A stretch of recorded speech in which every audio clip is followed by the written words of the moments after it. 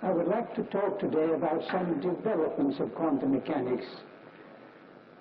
In my talk on Thursday, I gave the basic structure. The basic structure consists of some dynamical variables, which are non-commuting quantities, and you have to be given the commutation relations between them in order to make them definite. When you have these definite dynamical variables, you need a Hamiltonian, that is to say a quantity which represents physically the total energy and which is a function of these dynamical variables. When you've got the Hamiltonian, you can proceed to set up the Heisenberg equations in motion. For any dynamical variable u, we shall have IH du by dt equals u times the Hamiltonian minus the Hamiltonian times u. That gives us the Heisenberg scheme of equations. Alternatively, there is the Schrödinger formalism in which we work with a wave function psi, and the wave function satisfies this wave equation IH d psi by dt equals capital H psi. This capital H is the same Hamiltonian which is now interpreted as an operator operating on the wave function. Now, I want to apply this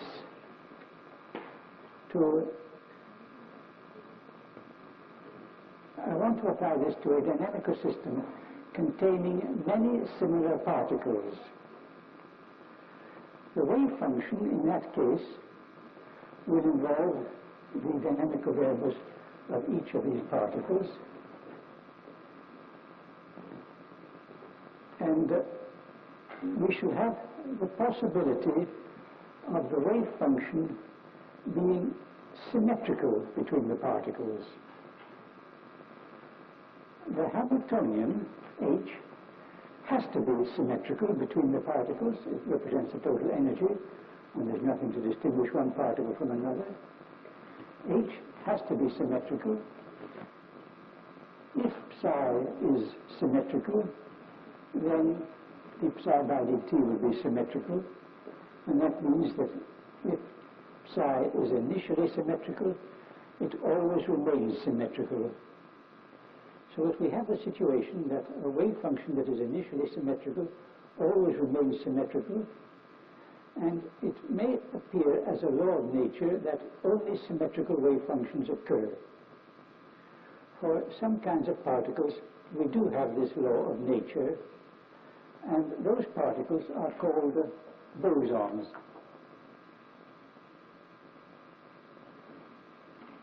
They follow a different kind of statistics from classical statistics, the statistics that was first worked out by Bose.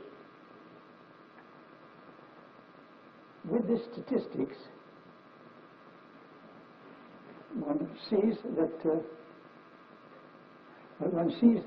photons have to satisfy this statistics, because the statistics then leads to Planck's law for blackbody radiation, so that we can assert that photons, light quanta, are bosons.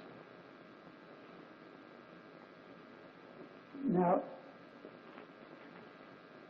we have psi, our wave function, a function of the dynamical variables of the different particles. Let's say Q1, the first particle, Q2, the second, and so on. This Q is a single letter which denotes all the variables needed for describing, all the commuting variables needed for describing a state of that particle. We specify a point in the domain of this wave function by specifying all these Q's.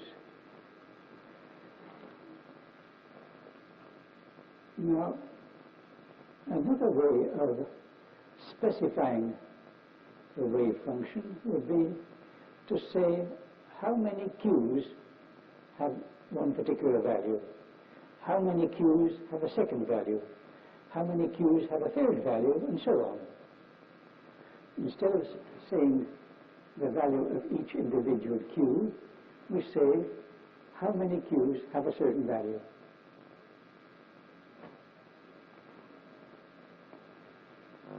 This new way of specifying the state for the whole assembly, the big psi, is just as good when the wave function is symmetrical.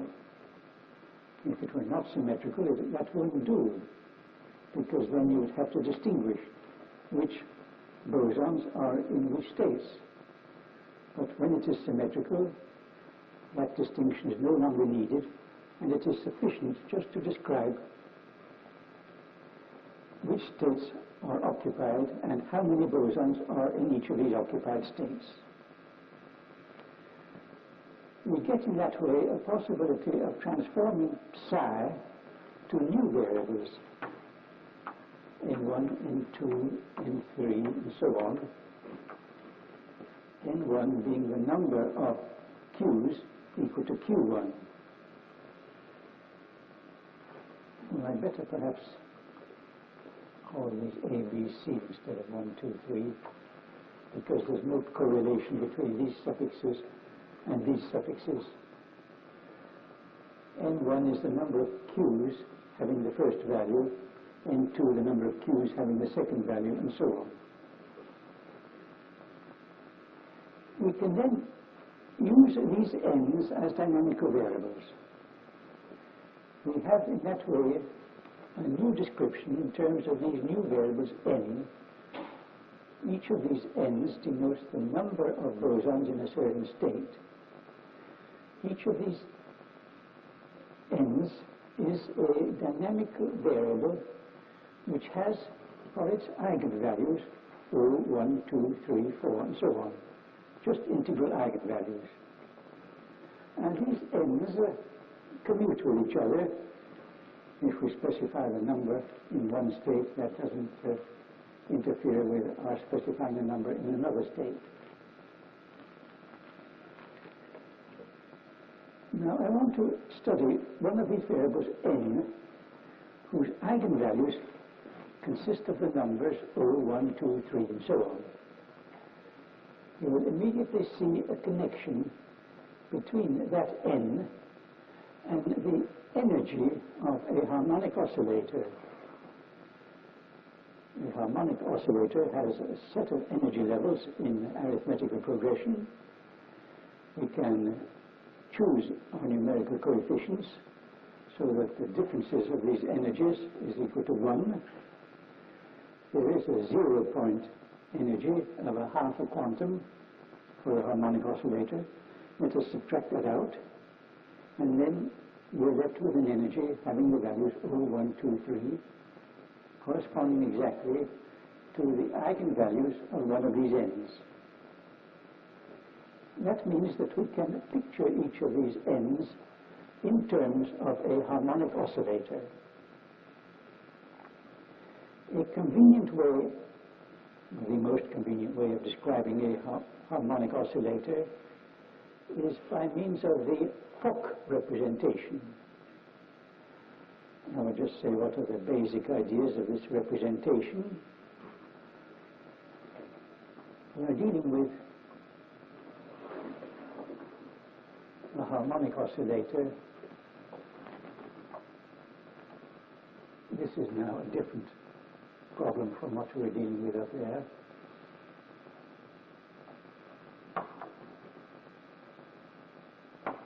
Well, the energy H is equal to a half P squared plus Q squared minus the 0-point energy. Well, we are taking the simplification of H equals 1, M equals 1, omega equals 1. Cutting out all these unnecessary numerical coefficients.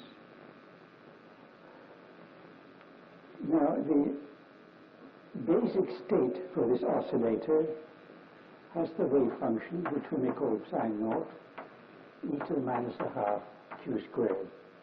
This is the wave function representing the basic state of an oscillator. Let us introduce this variable eta equal to 1 over root 2 p plus iq. This is a complex variable, p and q being real. It has its conjugate, eta bar equals 1 over root 2 p minus iq. And if we work out eta bar, eta minus eta, eta bar, using qp minus pq equals IH, the standard quantum condition, we find that eta bar, eta minus eta, eta bar equals 1 over root 2, 1 over 2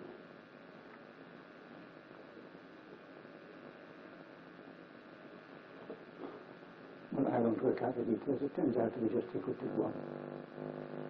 And that means that eta bar is equivalent to the operator of differentiating with respect to eta. The Fock representation consists in working with eta and eta bar.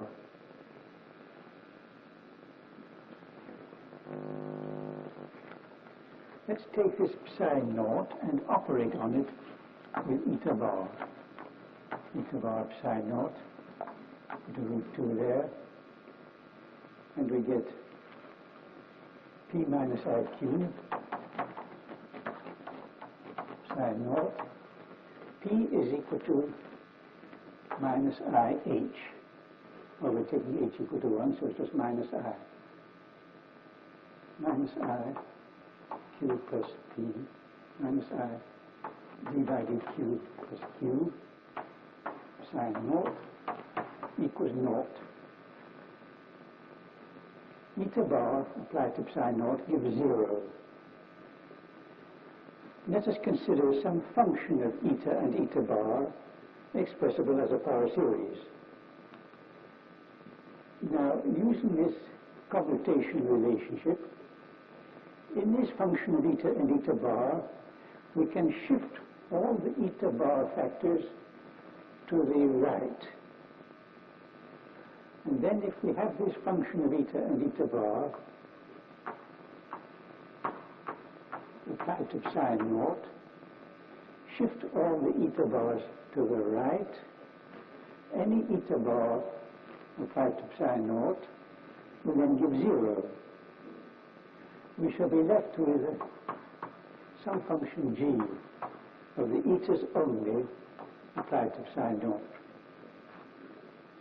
And the result is that the only independent functions, the only independent wave functions that are left are psi naught, eta psi naught, eta squared psi naught, eta cubed psi naught, and so on.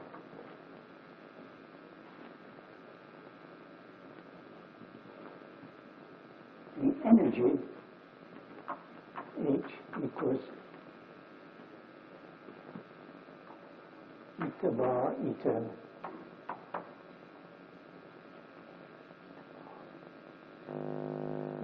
eta bar. That H, which I had previously,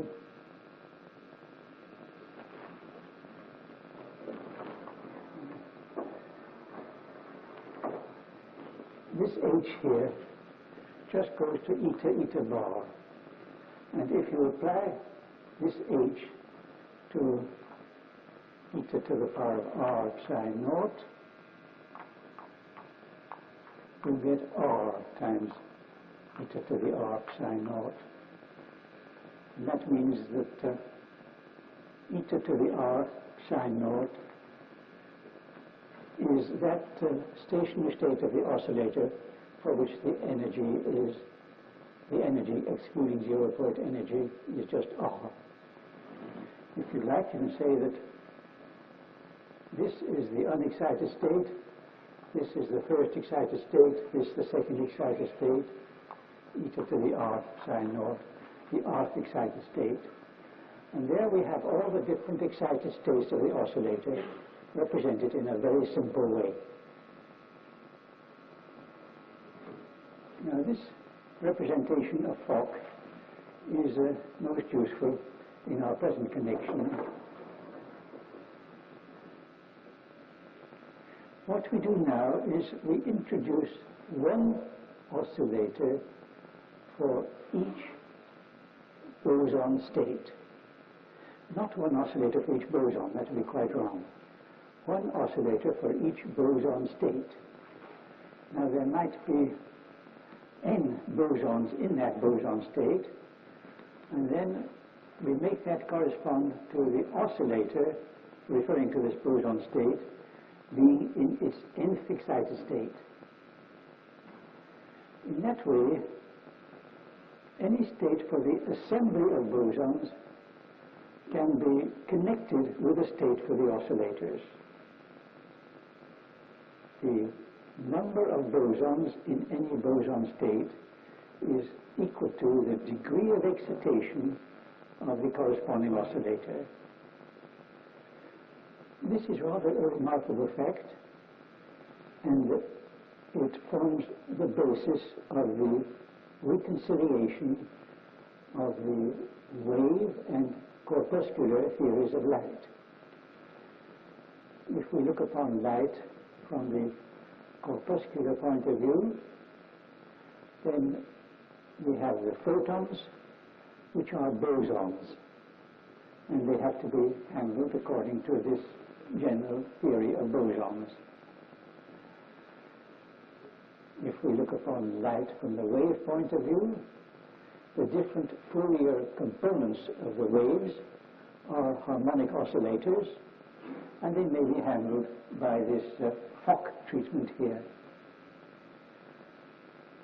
We see now the connection between those two treatments, and we see that an assembly of bosons and a set of oscillators are just two mathematical descriptions for the same physical reality, so that the electromagnetic field may be considered either as a set of photons or as a set of electromagnetic waves. Those are two mathematically equivalent descriptions for the same physical reality. That is the basis of the reconciliation of the wave and corpuscular theories of light.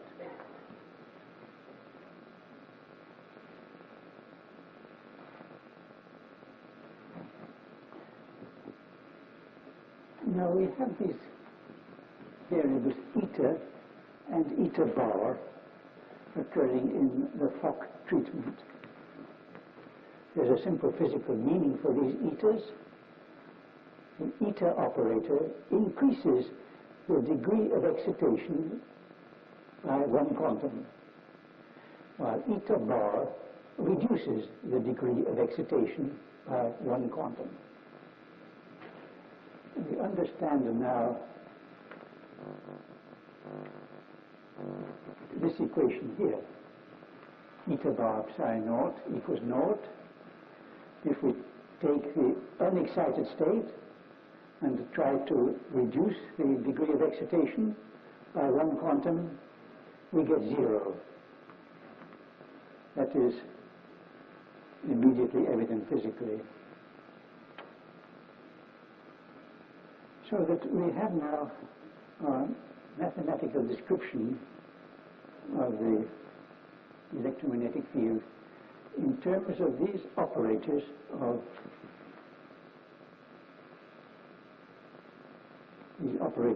increasing or decreasing the degree of excitation by one, and that also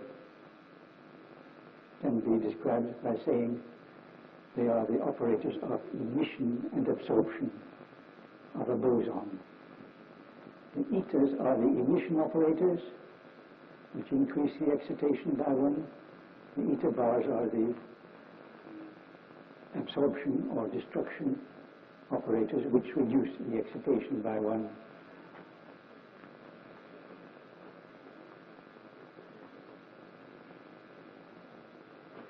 We shall have one set of variables, eta A bar, one pair of variables for each boson state. What are the commutation relations between these variables? They consist of the following. Variables referring to different boson states will commute with each other. Eta A, eta B minus eta B, eta A equals naught. Eta A bar, eta B bar minus eta B bar, eta A bar equals naught. The emission operators all commute, the absorption operators all commute. Eta A bar, eta B minus eta B, eta A bar is equal to 0 when A and B are different, and is equal to 1 when A and B are the same. So we put here the Kronecker delta AB. When we are dealing with the electromagnetic field, or with any assembly of bosons, we need, for the description of a system in quantum mechanics, these variables eta and eta bar satisfying these commutation relations. Now, I've been talking about an assembly of bosons. One might start off with a wave function for similar particles, which is antisymmetrical between them instead of being symmetrical. Take this psi to be antisymmetrical. If psi is initially antisymmetrical, it remains always antisymmetrical. We have now a new possibility referring to a new kind of particle. Particles of this kind are called fermions. They are such that two of them cannot be in the same state. If that psi is antisymmetrical, then we mustn't take two of these q's equal, or we get 0. The fermions are those particles such that two of them cannot be in the same state. That property applies to electrons. That's Pauli's exclusion principle. And it applies to several other of the elementary particles in nature. We may proceed to develop a theory of fermions analogous to this theory of bosons, but the fermion variables will not be related in any way to harmonic oscillators. It's only the bosons that are related to harmonic oscillators. However, even in the case of the fermions, we can introduce the operators eta and eta bar, which refer to emission and absorption of a fermion, just like these refer to emission and absorption of a boson. I don't have time to go into the details of the development of this theory of fermions, but I will just say what the result is. We again have these eta and eta bar operators, and eta bar being associated with each fermion state, and the etas and eta bars now satisfy different commutation relations. Instead of these equations here, which apply to bosons, we have these equations which apply to fermions. Eta A, eta B, plus eta B, eta A equals naught. Eta A bar, eta B bar, plus eta B bar, eta A bar equals naught. Eta A bar, eta B, plus eta B, eta A bar equals delta AB. Just the same equations, except that we have plus signs here instead of minus signs. That is, seems to me a very remarkable mathematical fact. I don't know what really lies behind it. There are two quite different physical situations. Here we are dealing with particles such that any number of them can go into one state. Here we are dealing with particles such that two of them cannot be in the same state. Very different physical situations, but there is such a close parallel between the algebraic equations in the two cases. Suppose we take this first equation and put B equal to A. If we put B equal to A there, then we get the equation eta A squared equals 0. Well, that means simply that we cannot have two fermions emitted into the same state. If we try to do it, we get 0 for our wave function. This is an equation which doesn't have anything corresponding to it in the boson case.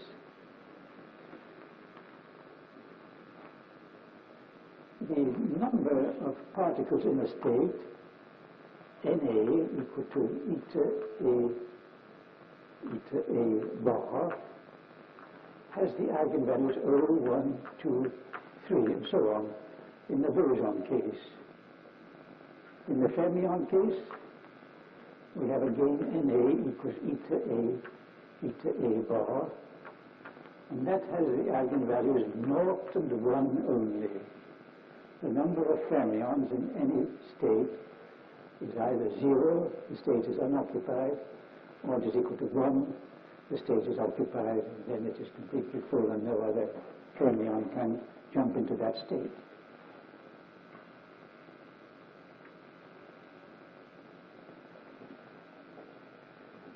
Well,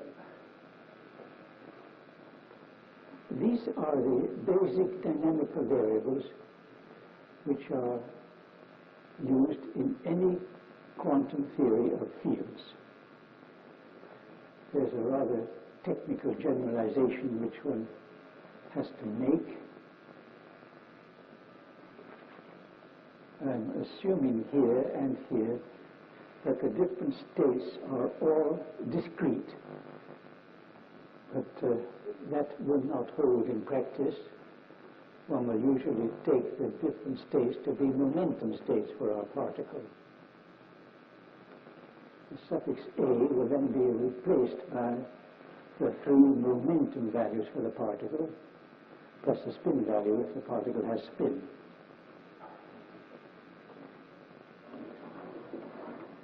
When we do that, the delta AB, which we have here and here, is to be replaced by delta P1 prime minus P1 double prime, delta P2 prime minus P2 double prime, delta P3 prime minus P3 double prime. This is just a technical generalization which we always have to make when we pass from discrete quantum states to a continuous range of quantum states, and it doesn't have any serious effect on the structure of the equations.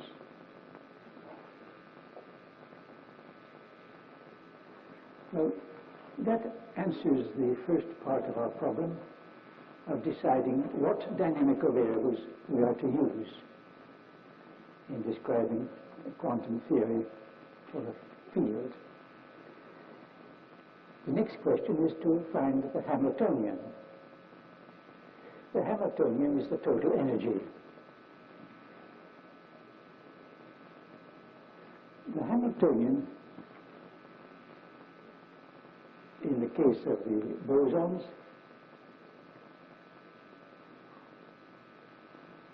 well, in any case, the Hamiltonian has to be chosen so as to give correctly the equations of motion. And I would like to illustrate how that is done by taking the case of the of a field of radiation by itself.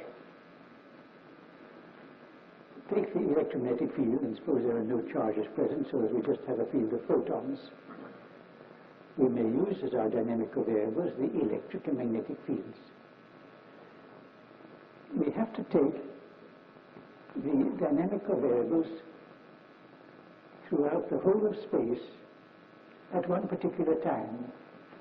That is to say, the vector E at the point x1, x2, x3, that is to say, at any point in three-dimensional space at a certain time. And this E will be a vector, so we must put in the suffix r, taking on the values 1, 2, 3, the three components of the vector. And similarly, we have H, x1, x2, x3. These are the dynamical variables which are needed to describe the electromagnetic field of pure radiation.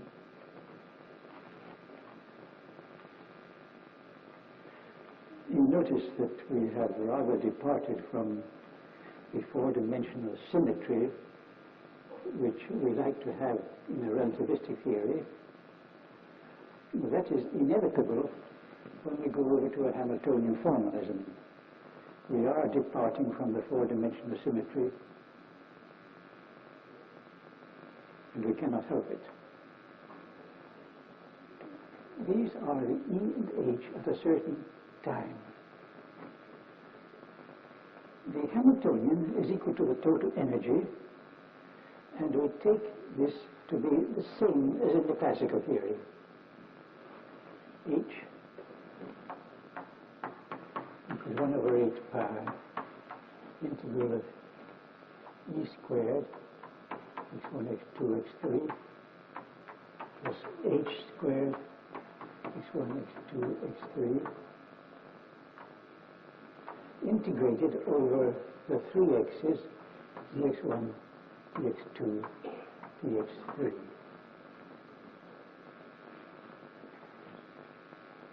Now, what are the equations of motion for E and H? Well, we know what they are from the Maxwell theory. dE by dt equals curl H, dH by dt equals minus curl E. Have I got the minus in the right sign? In the right one? I can never remember that.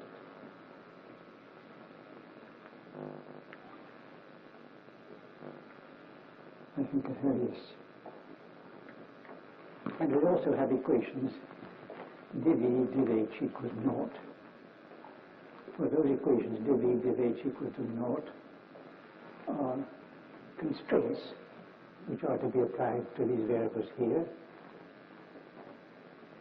These are the equations which tell us how E and H vary with the time. They must correspond to the Heisenberg equations of motion in the quantum theory. So that in the quantum theory we should need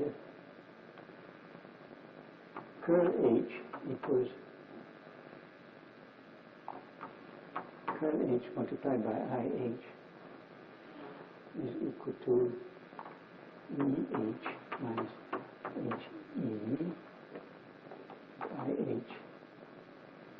Curl E equals HH minus HH. This holds for each of the three components of the vectors on each side. So we can write down these Heisenberg equations of motion, and now we can infer what the commutation relations are between these quantities E and H. We have to set up suitable commutation relations between these quantities E and H to make these equations follow when this Hamiltonian is taken to be this expression here. That is quite a definite problem which we can easily work out, get a definite answer to. The result is that we find that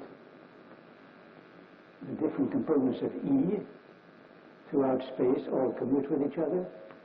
The different components of H, this H throughout all space, all commute with each other. One component of E and a perpendicular component of H don't commute. If the two field points are very close together, we have the derivative of a delta function coming in. In any case, the commutator of one of these and one of these is a number. We can take suitable linear combinations of these quantities so as to get commutation relations similar to these here.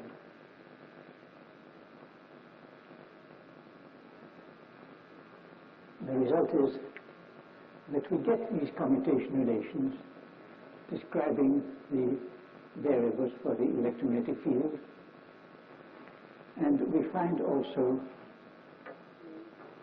what we are able to introduce also the variables eta bar, referring to emission and absorption of a photon. In that way, we get a satisfactory theory for the electromagnetic field as taken over into the quantum theory.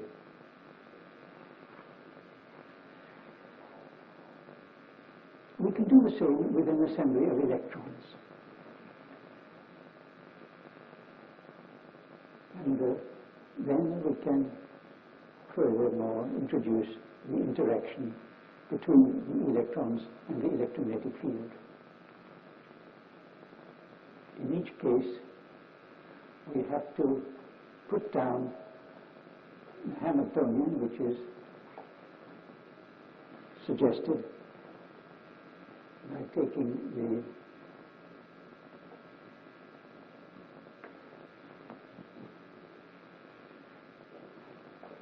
I should say in the first place, for the electrons by themselves, we put down the Hamiltonian, which just represents the energy of the electrons, and then we choose the commutation relations to give the correct equations.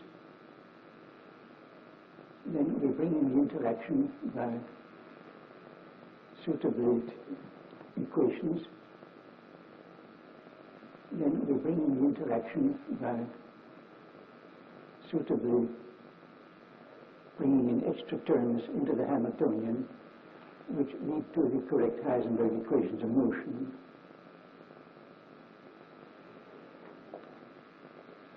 The result of that is that for an assembly of electrons and the positrons which go with them,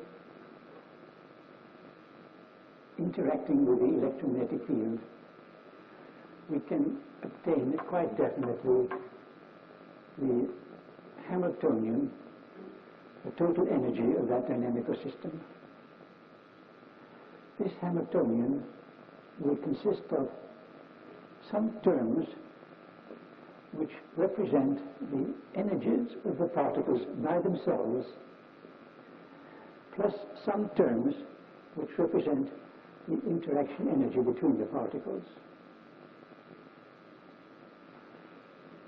The usual way of handling such a Hamiltonian is by a perturbation method, and one looks upon the interaction part of the Hamiltonian as giving rise to transitions in which some particles are emitted and some are absorbed. For each of these transitions, there is conservation of momentum, but there's not conservation of energy. Now you may wonder why there is this difference between energy and momentum. The difference arises because we're talking about the energy at one instant of time. This H applies to one instant of time and is integrated over the whole of three-dimensional space. And when we're talking about one instant of time, energies are not well defined. And interaction energies then do not have to be conserved when a jump is made.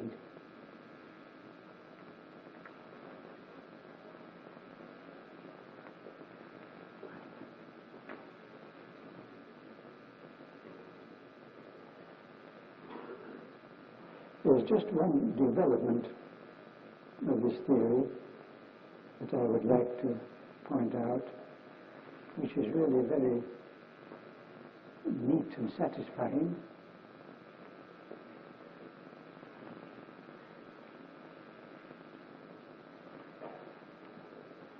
In the first place, one obtains this Hamiltonian in terms not merely of the electromagnetic variables which I had in this discussion, but of rather more general electromagnetic variables which include some longitudinal electromagnetic waves. This is a field of pure radiation with only transverse electromagnetic waves. So long as you're dealing only with transverse electromagnetic waves, you cannot bring in the Coulomb interactions between particles. To bring them in, one introduces in the first place some longitudinal electromagnetic waves, but there is a mathematical transformation that one can make which results in their elimination. You would like to eliminate them because they are rather remotely connected with the experiment. And the result of this elimination is to give you some new variables for the emission and absorption of electrons. These new variables have a simple physical meaning, namely, one can suppose that the new variable eta refers to the emission of an electron together with the Coulomb field around it, not just a bare electron. We get a new theory where the electron is always accompanied by a Coulomb field around it. Whenever we emit an electron, we always emit this Coulomb field, forming a sort of dressing for the electron. And similarly, when an electron is absorbed, the Coulomb field around the electron is simultaneously absorbed. This, of course, is very sensible physically, but it means a rather bigger departure from relativistic ideas, because if you have an electron which is usually moving like this, the Coulomb field around it at one instant is spherically symmetrical. And it is this spherically symmetrical Coulomb field which has to be emitted together with the electron. When we make this transformation, a transformation which results in eliminating the longitudinal electromagnetic waves, we get a new term appearing in the Hamiltonian, and this new term is just the Coulomb energy between all the particles. E1, E2 over the distance R12, summed over all the electrons which happen to be existing for the state that we are concerned with. This term appears automatically when we make this transformation of elimination of the longitudinal waves. Well, this part of quantum electrodynamics is really quite satisfactory. I've only been able to give you a brief outline of it because there isn't much time, but still one can fill in the details and make everything seem okay. However, when we go on to consider getting solutions of our equations, then we run into trouble. If we're going to get solutions, then in the first place, one thinks of the Schrödinger equation.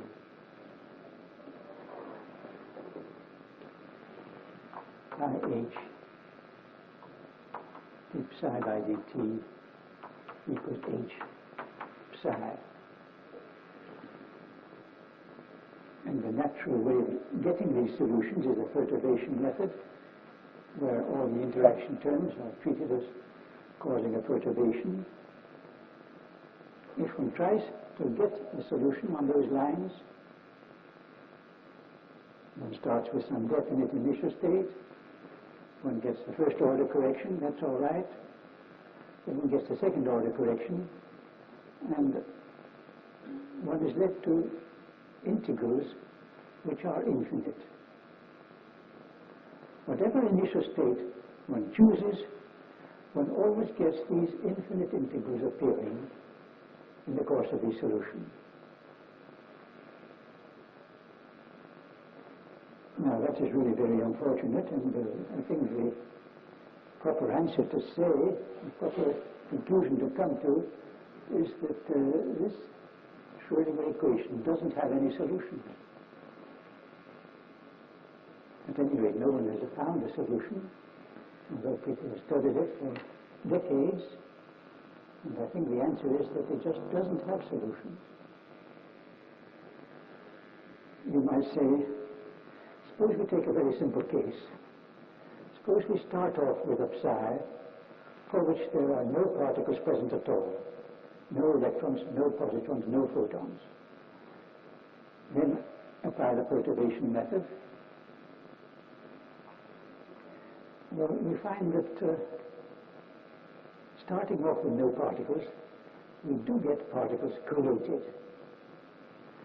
Our Hamiltonian contains terms which correspond to the simultaneous creation of an electron and a positron and a photon. These three things are all created together with conservation of momentum, but without conservation of energy. The result is that our state does not remain a state of no particles. Particles get created in the first approximation, and then one goes on to the second approximation, and one finds infinities. One cannot even get a solution starting with this very simple case. Now you might say that when there are no particles present, that's a vacuum. That cannot be the case. The vacuum must be a stationary state. The vacuum must be a state with a lot of particles present, and it must correspond to some stationary solution of this Schrödinger equation. But no one has been able to find the solution of the Schrödinger equation which represents the vacuum. It's true that there are no solutions known of this Schrödinger equation, not even the solution which represents the vacuum. Now you might say that's a very unfortunate situation and that we cannot do anything at all with this theory. But the situation is not really as bad as that, because from the experimental point of view, we don't want to do calculations about the vacuum. There's nothing the experimenter can do which will give you any information to compare with a calculation about the vacuum. Experimenters are only concerned with departures from the vacuum. We may depart from the vacuum by taking the psi for the vacuum state and applying to it an operator of emission of a photon. I don't mean a photon, I mean an electron. That's the more interesting case. Let us apply the electron emission operator to the psi for the vacuum. We don't know what psi for the vacuum is, but we can apply the Heisenberg equations to this operator of the emission of the electron. And then that will tell us how this thing varies with the time. Well, the difficulty with the infinities is perhaps not quite so bad under these conditions, but even so, in the second approximation, when we try to solve the Heisenberg equations, we get an infinity coming in. This infinity can be interpreted as an extra self-energy for the electron, which happens to be infinitely great. That leads to the idea of renormalization. People say that the mass of the electron, which one puts into the equations at the beginning, is perhaps not the same as the observed mass. And that when we take into account the interaction of the electron with the electromagnetic field, that interaction might change the mass and give a different observed mass from the original mass parameter in the equation. That's quite a reasonable physical idea if the change in the mass is small, or even if it is not small, provided it is finite. But it's very hard to attach any sense to it when the change in mass is infinitely great. It is true, though, that the infinity which one gets from trying to solve this equation is just of the same nature as one would get with a renormalization of the mass.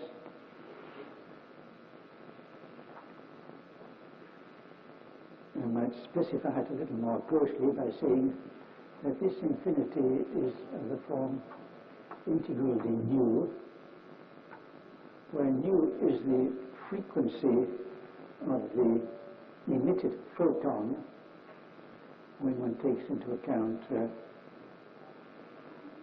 the perturbation term in the Hamiltonian, resulting in creation of an electron-positron pair and a photon. This nu represents the frequency of the photon, and allowing all photons up to infinity gives, of course, an infinity here. And one can trace an analogy between this infinity and the infinite rest mass of an electron in the classical theory, the classical Lorentz theory for a point electron with the Coulomb field around it. The Coulomb field contributes an energy, and when one integrates this energy, taking the electron to be a charge concentrated at the point, one gets an infinity, which is of essentially the same nature as this one here. However, this situation is somewhat modified when one takes into account the complete electron theory, where we have positrons as well as electrons, the positrons appearing as holes in a sea of negative energy electrons. One gets a different kind of infinity when one takes this complete picture into account, and this integral gets replaced by the integral 1 over nu du, a logarithmic infinity, sort of a logarithmic log nu taken with nu going to infinity. It means that this complete theory of electrons does make the infinity less severe, and that can be understood physically in this way. In this complete theory, the presence of a charge here will produce a polarization in the vacuum around it, because it tends to produce electron pairs, which will to some extent compensate for the Coulomb field produced by this original electron. And it is this compensation which makes the infinity less severe. But still it is an infinity.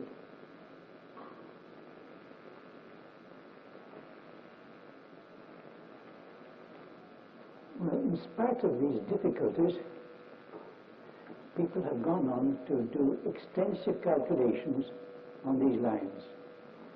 They have calculated how the energy of this electron connected with this emission operator is affected if there is an external electric field or an external magnetic field. And people have found that the external electric field or the external magnetic field produces a small correction in the energy. You have to subtract the infinite term in either case, and this small correction is then interpreted as giving the Lamb shift in the case of the energy levels of hydrogen, or the extra magnetic moment of the electron, the anomalous magnetic moment. These calculations do give results in agreement with observation. And most physicists are very satisfied with that situation. They say quantum electrodynamics is a good theory. We don't need to worry about it anymore. I must say that I'm very dissatisfied with the situation, because this good theory, so-called good theory, does involve neglecting infinities which appear in your equations, neglecting infinities in an arbitrary way. And that's just not sensible mathematics. Sensible mathematics involves neglecting a quantity when it turns out to be small, not neglecting it just because it's infinitely great and you don't want it.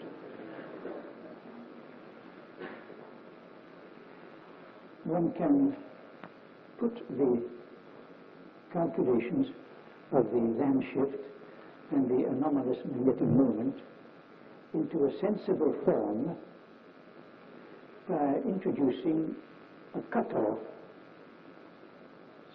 by making these integrals not go to infinity but to some upper limit.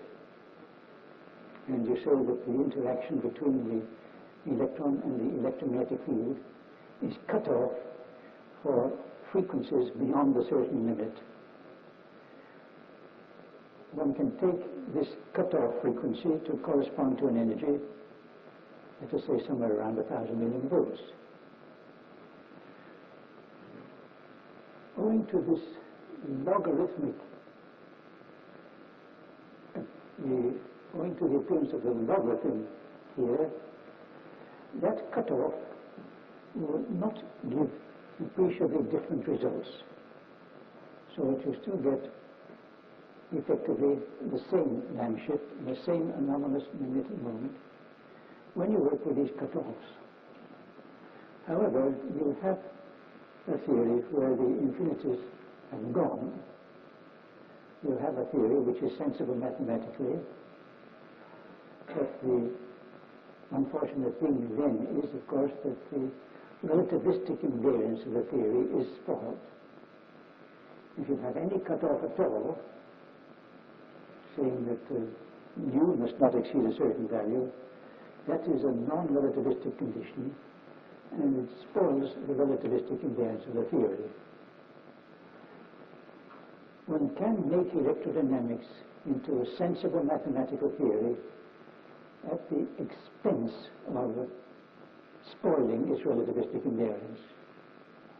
But I think that that is preferable to departing from the standard rules of mathematics and neglecting infinite quantities. And I feel that I disagree with most of the physicists at the present time, and just on this point, I cannot tolerate departing from the standard rules of mathematics.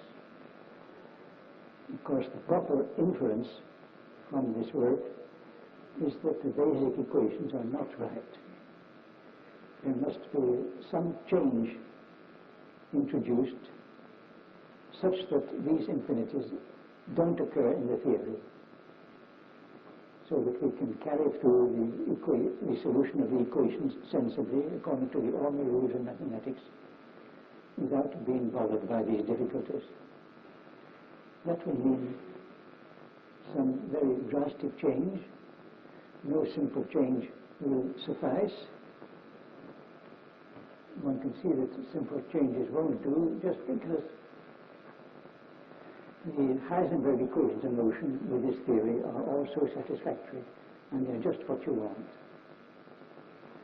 I feel that the new change must be just about as drastic as the passage from the Bohr order theory to the quantum mechanics. I'm going to stop there.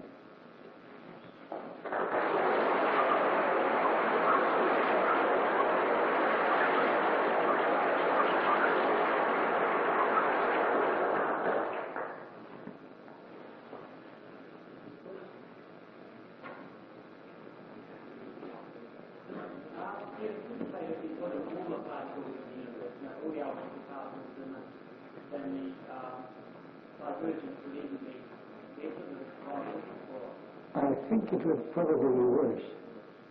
In any case, I feel that the electromagnetic field and the electrons are the things that we know most about. And so I think it's preferable to concentrate one's attention, first of all, on the things that we know most about. A good many people think that that's perhaps a mistaken view, and that we shall never be able to solve these simple problems without solving all the problems of physics together. And I think that that's very ambitious if you hope to solve all the problems together.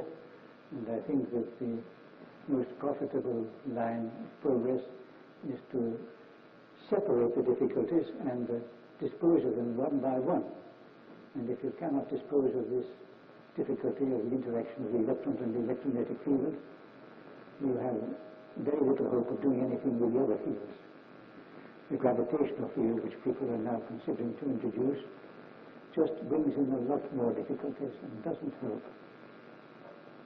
Would you think that having an infinite number of electrons in the nuclear energy field, the idea of protons, do you think that having no cooling quantities or any more difficult physically? Well, these negative energy states do help to that extent that I mentioned here, that this kind of infinity is reduced to this one. They do help, but not enough to solve the problem. The idea of having an infinite number of electrons, isn't that just as difficult? The infinite density of electrons doesn't disturb things because it doesn't affect the equations of motion.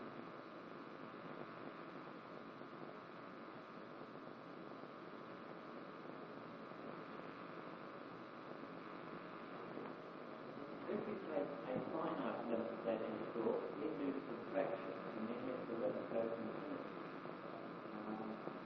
I don't know much about it, but that's your fault.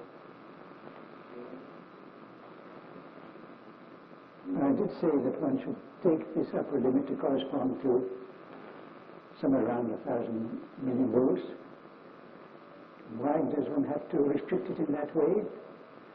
Well, this whole method of getting a solution of the wave equation following the standard perturbation theory is a valid method only if the later terms in the expansion are small compared with the earlier terms.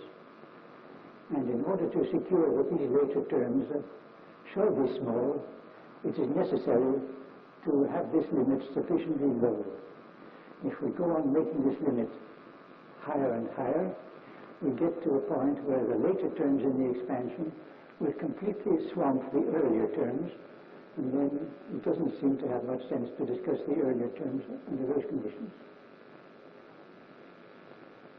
But the figure of 1,000 million volts is adequate to make the later terms small compared with the earlier terms, not very much smaller, but still somewhat smaller, and still adequate to give the man shift and the anomalous magnetic moment in reasonable agreement with observation.